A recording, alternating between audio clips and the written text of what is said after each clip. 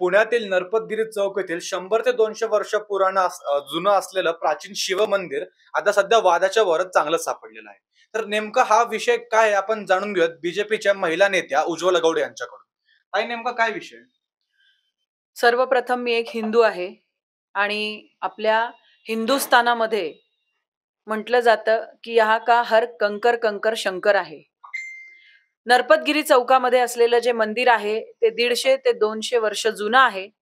सदर मंदिर हे माझ्या घरापासून अत्यंत जवळ असूनही ते मला माहित नव्हतं आणि हीच भूमिका तिथल्या स्थानिक लोकांची देखील आहे की ते मंदिरच आम्हाला माहित नव्हतं. त्याचं कारण म्हणजे तिथे मंदिराच्या समोर लावलेले जे पत्रे आहेत, जे शेड लावलेलं आहे, त्या शेडमुळे आतील मंदिराचं अस्तित्वच दिसत नव्हतं.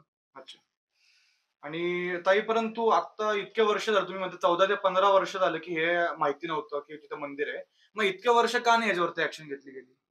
मला ज्या गोष्टी कळल्या आहेत त्याच्यामध्ये असं कळलं आहे की अनेक लोक या ठिकाणी येऊन गेली, त्या जागेसाठी येऊन गेली.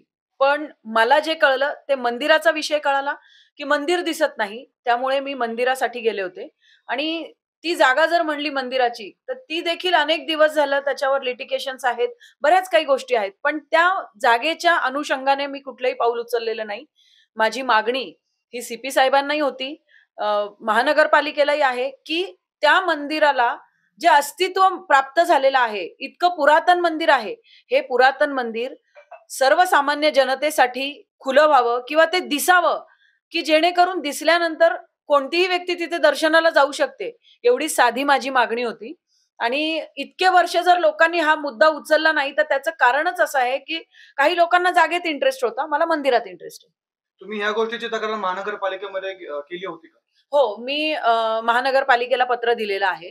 त्याचप्रमाणे पोलीस स्टेशनमध्ये सीपी ऑफिसला देखील मी दिलेलं आहे आणि आता मला असं कळलंय की तिथून मंदिर दिसेल अशा पद्धतीने पत्रे काढण्याचं काम सुरू आहे आणि त्या ठिकाणी जाळ्या लावण्याचं काम चालू आहे आता. आता पुढचा प्रश्न असा आहे की तिथल्या ज्या कार्यवाहक ज्या आहेत मंदिराच्या, त्या अशा म्हणतात की आता इलेक्शन येत आहेत म्हणून तुमची सर्व अशी भूमिका चालू आहे. या गोष्टीबद्दल तुम्ही काय म्हणाल?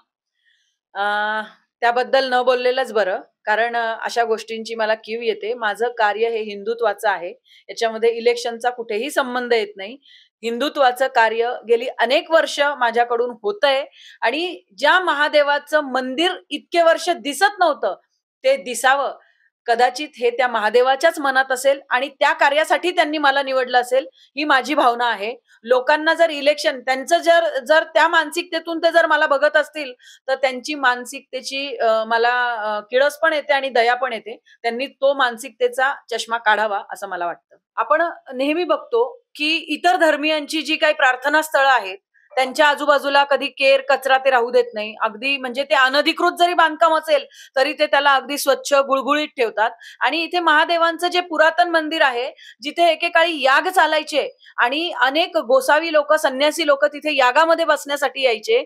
ते मंदिर, त्याच्या आजूबाजूला असलेली घाण, दारूच्या बाटल्यांचे खच, येणारा घाणेरडा वास, नको त्या अनैसर्गिक गोष्टी तिथे सापडलेल्या आहेत आम्हाला.